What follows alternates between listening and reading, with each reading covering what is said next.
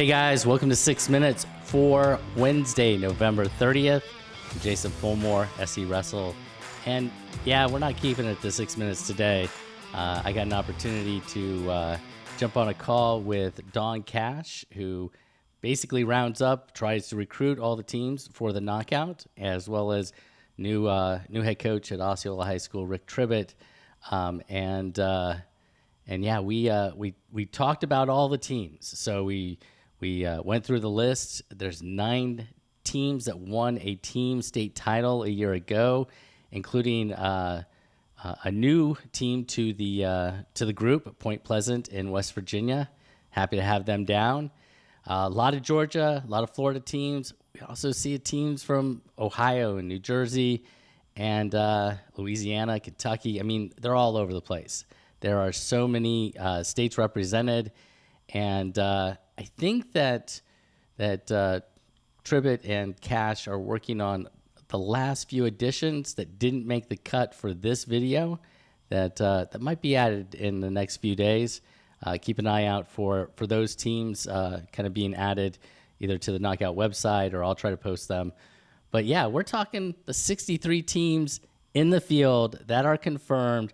It's going to be a blast, and I hope to see you guys down in Florida in about, 3 weeks. I think that's about how far we are away. And yeah, check out my conversation with Rick Tribit and Don Cash as we talk through those 63 teams and what the field looks like. See ya. Bye. All right, here with Don Cash, Rick Tribit, the Osceola crew, who actually, to be fair, make up just a small portion of the group that really puts together the single best tournament, high school tournament in the Southeast. In my opinion, one of the best tournaments across the country. So welcome, guys. It's good to see you. Thanks for having us. Yeah, right. Thanks. Did it. So I want to begin with, this is going to be a team reveal. We're going to talk about the teams that are coming this year and all of that. But especially those individuals who don't know the knockout, don't kind of have that familiarity. This is the 10th annual, and the question I really have is especially Rick, like how Don was mentioning before we actually got on that this was yours and Bird's brainchild. Where did it start? What were you guys thinking? What were you trying to hope to achieve? Well, a couple things really. We wanted to get the state wrestling tournament out of Lakeland, so we needed to prove to the FHSAA that that we could run major events. 2 years in a row wrestling on an ice rink was just about all I could take. And then we had been to Powerade a couple of times, and we just thought, we've got the personnel that we can do it. We've got a facility in Heritage Park. Well, and before that, the gymnasium at OHS is tailor-made for running big events. We can run 9 mats. Right. So we just felt like, where would you rather be in December? You want to be in Ohio, you want to be in Pennsylvania, or you want to be in Florida? So we felt like we had an opportunity to put together a great event and have, some great teams in it and showcase a lot of the talent in Florida. I think one of the, I wrestled at UCF in college, and when they dropped the program, I think that really hurt Florida wrestling a lot because, if you live in Pennsylvania, Ohio, or Iowa, you've got lots of options of where you can go to school. Oklahoma, same thing. And it elevates the perception of wrestling interstate because you have those programs.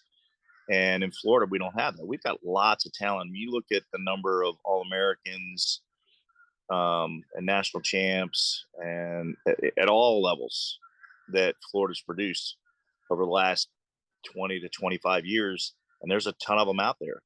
But unfortunately, the perception is that the wrestling isn't that good here. And I think the big reason that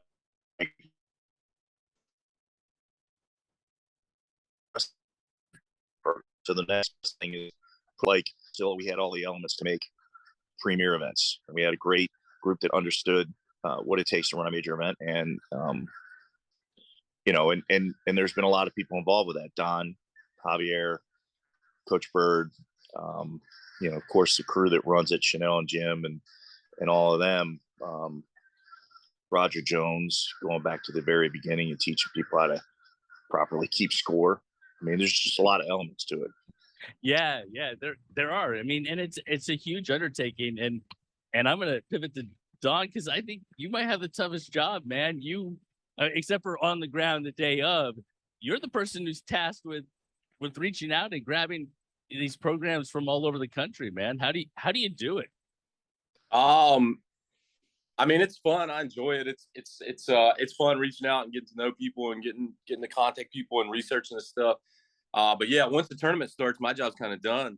Once everybody gets there and gets weighed in and gets going. But I guess I'll give you a little bit of a breakdown of kind of how we do things and how we set the field and how we recruit these people or these teams. That'd be great. Yeah. So like once this tournament's over, right, this year we'll sit down and maybe the top kind of 25 teams we'll reach out to and see if they're interested in coming. And we go off of team scores and we get those people sorted out, those teams, and get them in.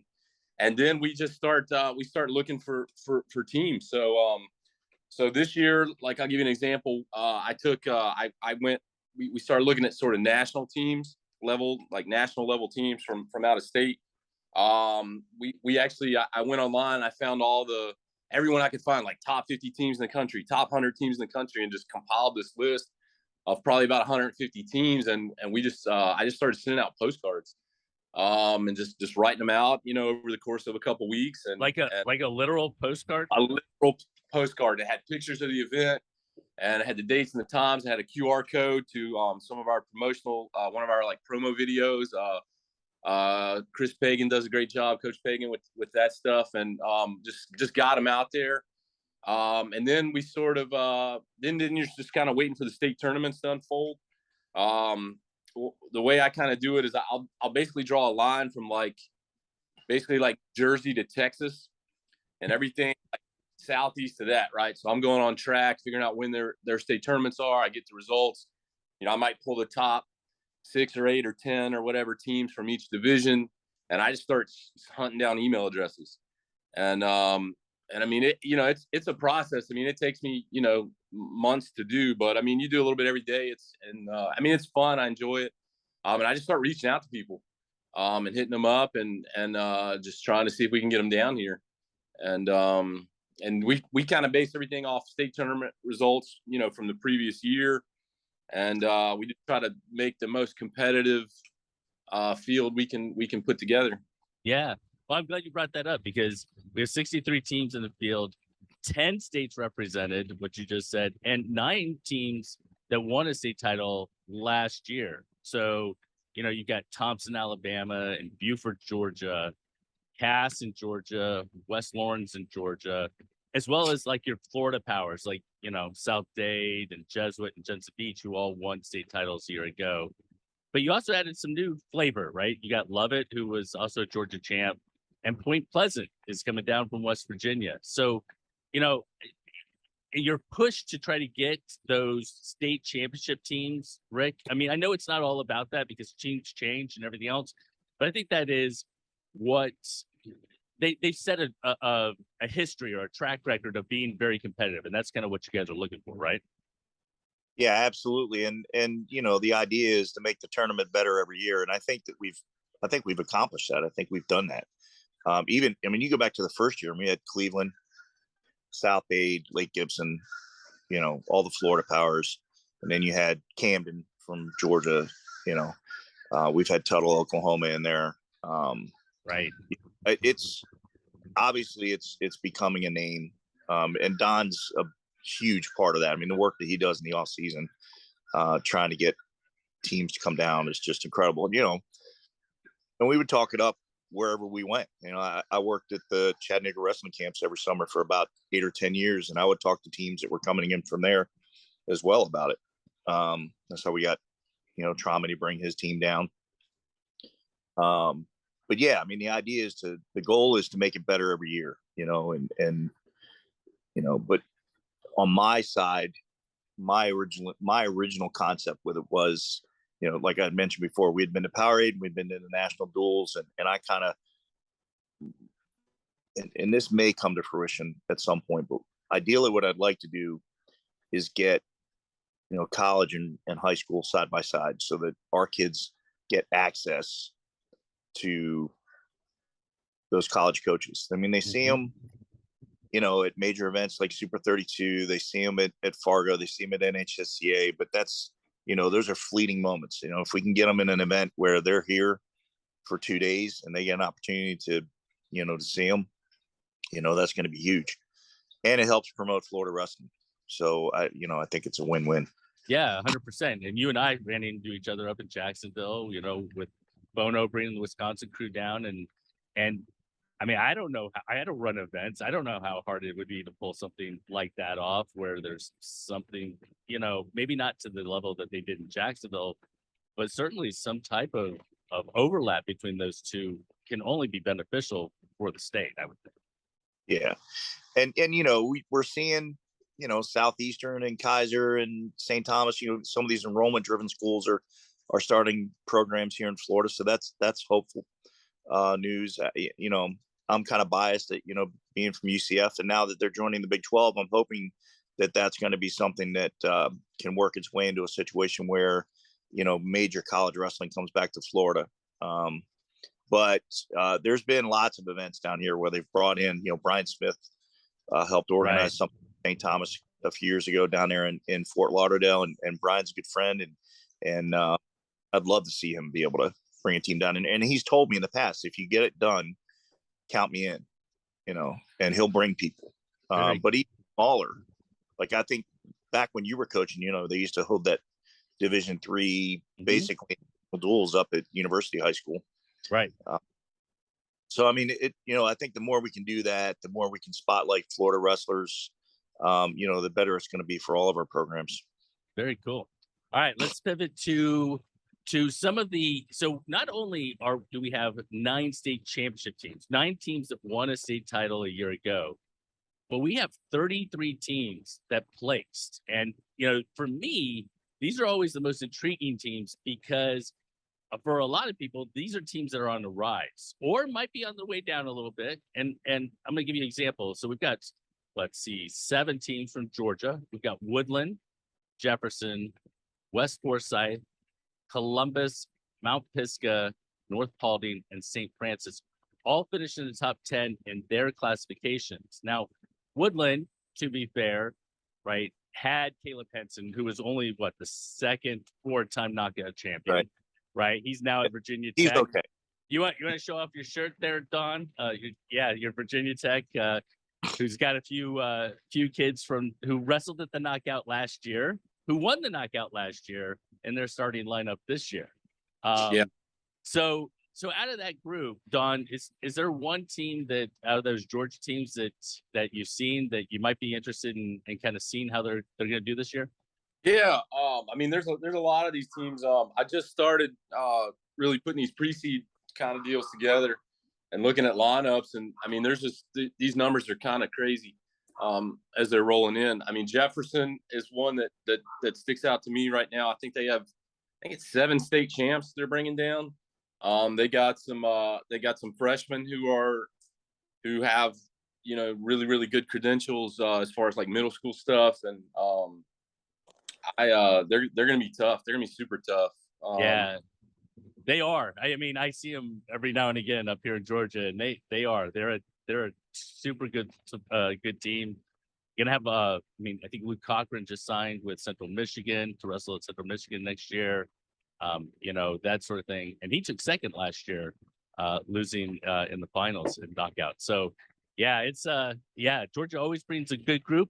We also have a good group from the Southeast. We've got Vestavia Hills coming in from Alabama, which is, I think, new. Have they ever been to the knockout previously? No, they've never been here. This is their first year. They come really highly recommended. And then I was looking at their numbers. I think they I could be off on this, but I think they have something like 9. They're bringing like 9 state place winners. So I'm interested. I'm actually really interested to see how they do as far as a team like with that much depth. So they have 9 place winners, and they're not bringing any state champs. So I think that's an interesting team. I'm going to keep my eye on and just kind of see how they do. I'm excited about them. And but yeah, speaking of Alabama, I mean, we got Hewitt Trussville coming back, right? And Thompson's coming back, and so we're excited about those Alabama teams. Yeah, we've also got Hillcrest in South Carolina, Hilton Head also in South Carolina, Lakeway Christian up in Tennessee, Summitt in Tennessee, Dobyns Bennett in Tennessee, Archbishop Rummel in Louisiana, and Trinity-Louisville in Kentucky.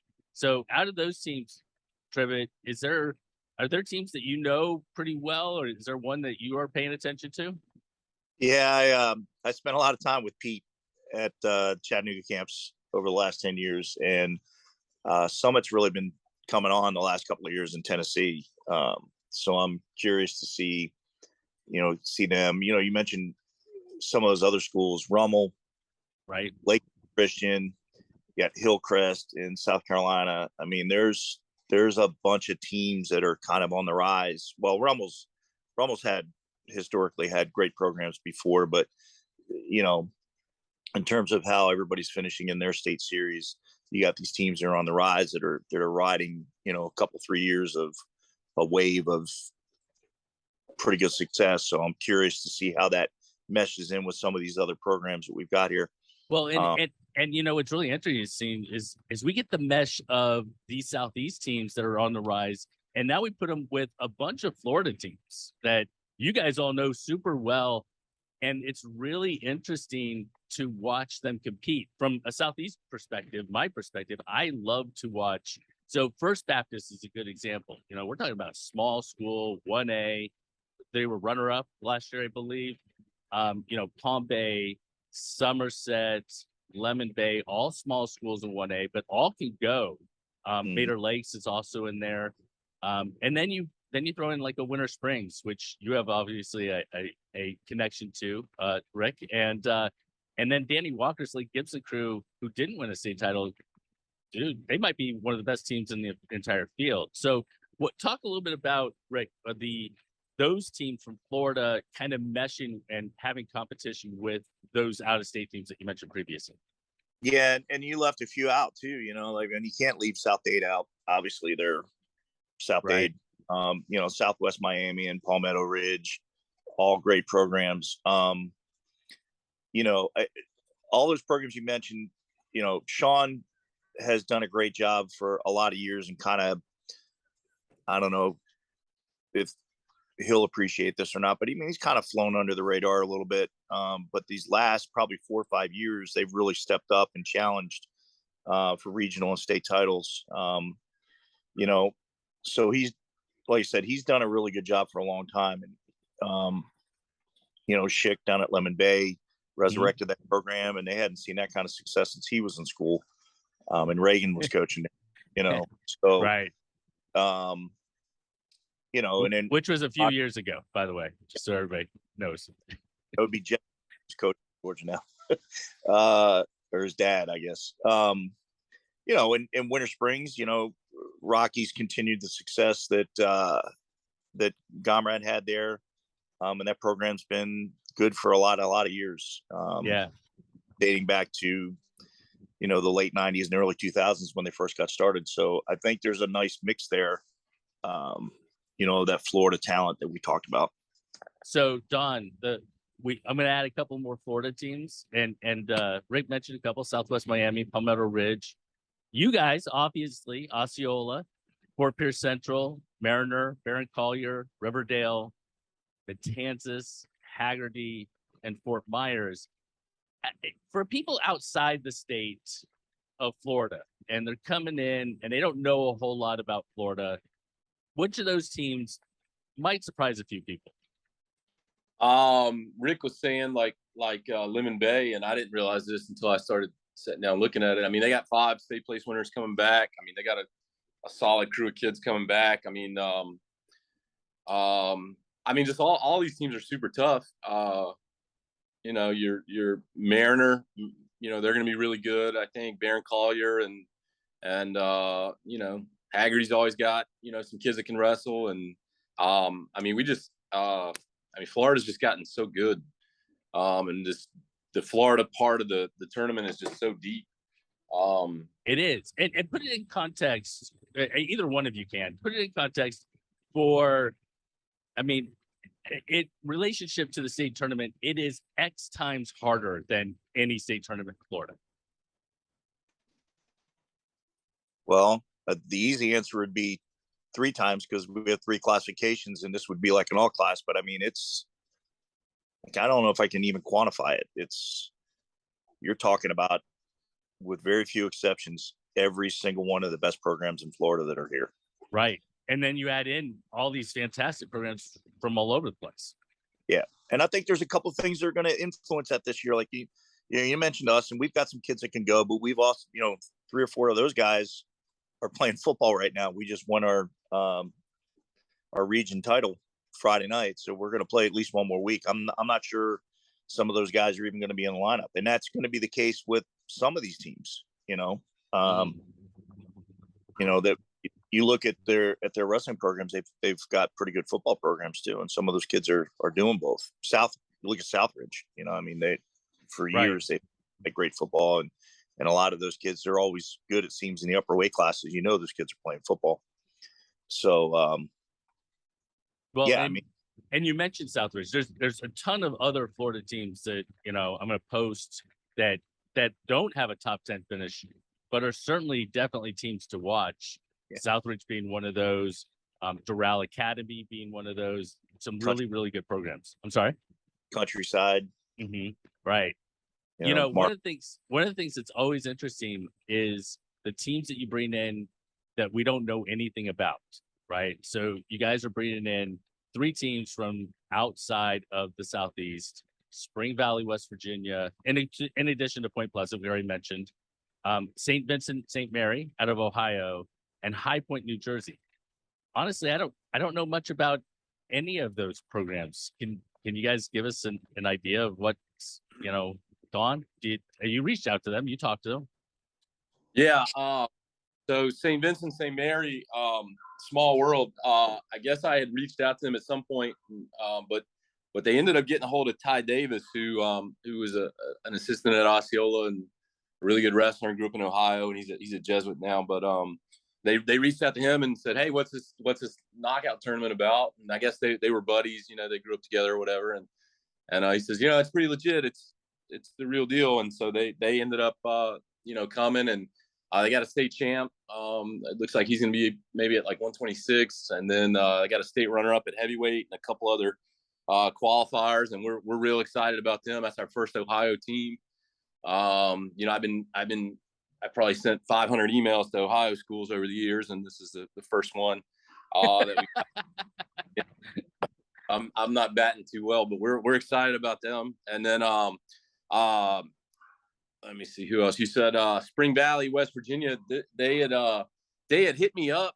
This was like pre-COVID, or might have been like right when COVID started, and they wanted to come down, and then it just got messed up with travel restrictions, and then a couple years went by, and then all of a sudden we're excited to come, we're ready to come, and so that's kind of how that one happened. And then we're also excited about High Point, New Jersey. I really got to sit down and look at them, and it's our first New Jersey team, and we're excited to start pulling some of those Northeast teams in, and so we're excited about them also. So yeah, that's awesome.